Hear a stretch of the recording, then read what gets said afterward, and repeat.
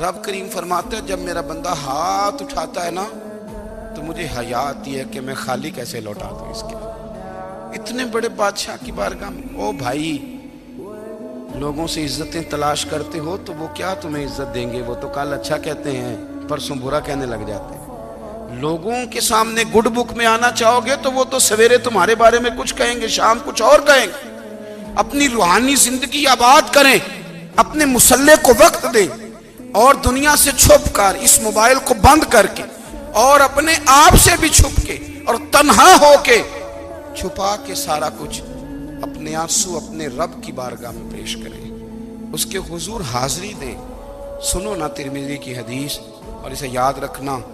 نبی پاک علیہ السلام نے فرمایا اپنے دکھ لوگوں کے سامنے نہ بیان کرنا، سیٹھوں نوابوں کو نہ بتاتے پھرنا، دنیا داروں کے سامنے جا کے نہ رونا کہ میں تکلیف میں ہوں. فرمایا اگر دنیا داروں کو دکھ بتاؤ گے رب تمہیں کبھی غنی نہیں کرے گا. اور لوگ ہیں کہ الٹا مذاق اڑائیں گے. آپ کی جس سے بڑی پکی یاری ہے نا، پکی، وہ تب تک پکی ہے جب تک آپ نے 50,000 مانگا نہیں. اور جس وقت آپ نے کہہ دیا کہ میں مجبور ہوں میری مدد کر تو پھر ختم ہو گئی دوستی. لوگوں کی تعلقات آپ کے ساتھ تب تک ہیں جب تک آپ ان سے کوئی ضرورت وابستہ نہیں کرتے. کریم محبوب فرمانے لگے بندوں کے سامنے دکھ نہ بیان کرنا، اللہ تجھے کبھی غنی نہیں کرے گا. تو اپنے دکھ اپنے رب کو بتا، تو دعائیں مانگ، تو اس کی بارگاہ میں حاضر ہو، تو اس کے حضور عرض کر.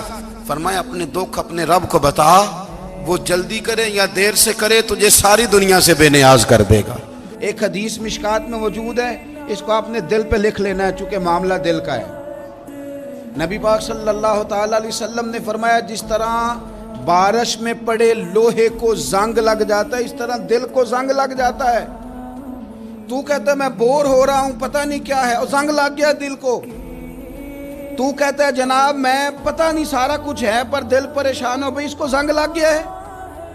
ہم کہتے ہیں یار پتہ نہیں کیا بات ہے پریشانی ہو بھئی دل کو زنگ لگ گیا ہے. کریم فرمانے لگے جس طرح بارش میں پڑے لوہے کو زنگ لگ جاتا ہے اس طرح دلوں کو بھی زنگ لگ جاتا ہے. حضور دل کو زنگ لگ جائے تو کیا کریں؟ تو حضور فرمانے لگے ایک موت کو یاد کرو اور ایک قرآن پاک کی تلاوت کیا کرو. قرآن تمہیں زنگ سے شفا دے دے گا.